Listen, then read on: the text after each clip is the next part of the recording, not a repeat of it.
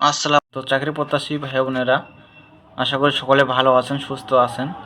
তো আবারও নতুন নিয়োগ বিজ্ঞপ্তি নিয়ে হাজির হয়েছে আপনার সামনে। দেখতে পাচ্ছেন যে গণতন্ত্র বাংলাদেশ সরকার কাস্টম এক্সাইজ ও ভ্যাট ট্রেনিং একাডেমি নিয়োগ বিজ্ঞপ্তি প্রকাশ পেয়েছে।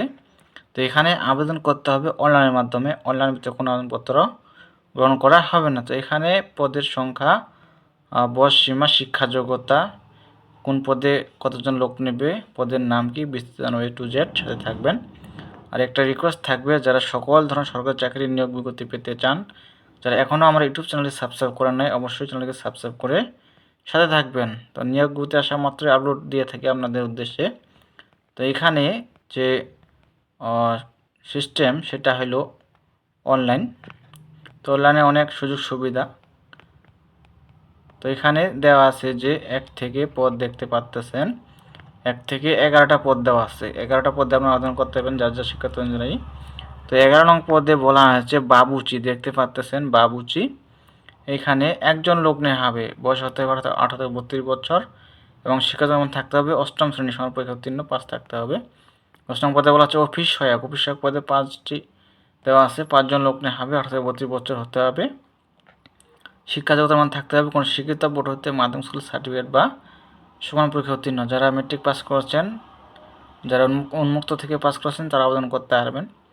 তো 9 নং পদে বলা আছে প্রজেক্টর অপারেটর, 2 জন লোক নেওয়া হবে। এখানে শিক্ষাগত মান থাকতে হবে কোনো স্বীকৃত বোর্ড হতে মাধ্যমিক স্কুল সার্টিফিকেট বা সমান পরীক্ষা উত্তীর্ণ হতে হবে। এখানে সব কিছু দেওয়া আছে, যারা মেট্রিক পাস করেছেন তারা আবেদন করতে পারবেন। তারপর 8 নং পদে বলা আছে, এখানে দেখতে পাচ্ছেন যে 8 নং পদে বলা আছে আর্মারার, একজন লোক নেওয়া হবে, বয়স 40 বছর পর্যন্ত। এখানে অবসরপ্রাপ্ত সেনাবাহিনী, বিজিপি, আনসার এর আর্মারার অথবা সুমনের পদধারী এবং 40 বছরের মধ্যে হতে হবে। তারপর দেওয়া আছে 7 নং পদে পাম্প অপারেটর, একজন লোক নেওয়া হবে, 18 থেকে 32 বছর হতে হবে এবং মাধ্যমিক স্কুল সার্টিফিকেট পাস থাকতে হবে। পাম্প অপারেটর হিসেবে 3 বছরের অভিজ্ঞতা থাকতে হবে।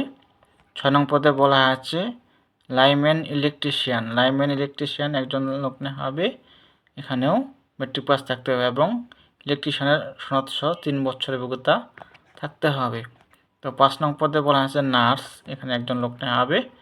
এখানে দেওয়া আছে যে কোনো স্বীকৃত বোর্ড হতে মাধ্যমিক স্কুল সার্টিফিকেট, প্যারামেডিক্যাল ইনস্টিটিউট থেকে ডিপ্লোমা এবং 5 বছরের অভিজ্ঞতা থাকতে হবে।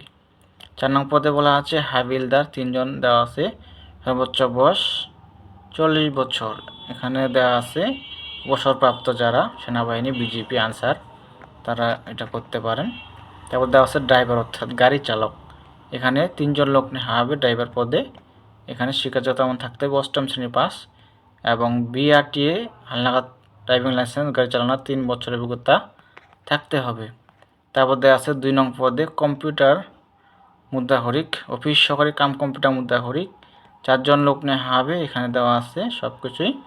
এখানে আপনাদেরকে কম্পিউটার দক্ষতা থাকতে হবে, শিক্ষাগত থাকতে হবে উচ্চ মাধ্যমিক অর্থাৎ ইন্টার পাস থাকতে হবে এবং কম্পিউটার গতি থাকতে হবে 20 শব্দ ইংরেজিতে এবং বাংলায় 20 শব্দ থাকতে হবে।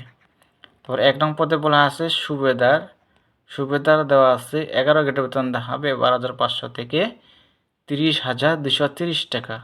পদ সংখ্যা দেওয়া আছে 1টি, সর্বোচ্চ 40 বছর পর্যন্ত। তো এখানে দেওয়া আছে শিক্ষা যোগ্যতা অবসরপ্রাপ্ত সেনাবাহিনী, বিজিবি, আনসার এবং সুবেদার অথবা সুমনের পদধারী 40 বছরের মধ্যে হতে হবে। তো এখানে যে আপনারা আবেদন করবেন কোন লিঙ্কে গিয়ে, এখানে দেওয়া আছে, এই যে দেখতে পাচ্ছেন পরীক্ষায় অংশগ্রহণের ইচ্ছুক প্রার্থীকে এই যে কেরিয়ার NBR.gov.bd ওয়েবসাইটে আবেদনপত্র পূরণ করতে পারবেন। তো অনলাইনে আবেদনপত্র শুরু হবে, যে দেওয়া আছে শুরু হবে 19/4/2026 খ্রিস্টাব্দ এবং শেষ হবে অর্থাৎ লাস্ট ডেট 10/5/2026 খ্রিস্টাব্দ এর মধ্যে। তো মে মাসের 10 তারিখ লাস্ট ডেট। যারা আবেদন করতে আগ্রহী ইচ্ছুক করতে পারেন। তো আপনাদের আবেদন ফি কত টাকা দিতে হবে দেওয়া আছে যে 1 নং কর্মীর পদের জন্য 150 টাকা, 2 থেকে 5 নং কর্মীর জন্য পরীক্ষার ফি দিতে হবে 170 টাকা, 6 থেকে 11 নং কর্মীর জন্য দিতে হবে 50 টাকা, 72 ঘন্টার মধ্যে জমা দিতে হবে। তো এই ছিল বিস্তারিত। কারো কিছু জানার থাকলে অবশ্যই কমেন্টে জানাবেন, রিপ্লাই দেওয়ার চেষ্টা করব। তো এখন যারা ধৈর্য সহকারে দেখলেন ভিডিওটি, তাদেরকে অসংখ্য ধন্যবাদ। আর বেশি বেশি করে শেয়ার করবেন, অন্যদেরকে দেখার সুযোগ করে দেবেন। আপনাদের বন্ধু বান্ধব থাকলে তাদেরকে জানান দেওয়ার চেষ্টা করবেন। তো ধন্যবাদ সকলকে, সবাই ভালো থাকবেন, সুস্থ থাকবেন। দেখা হবে পরবর্তী নতুন সার্কুলার নিয়ে। ধন্যবাদ সকলকে।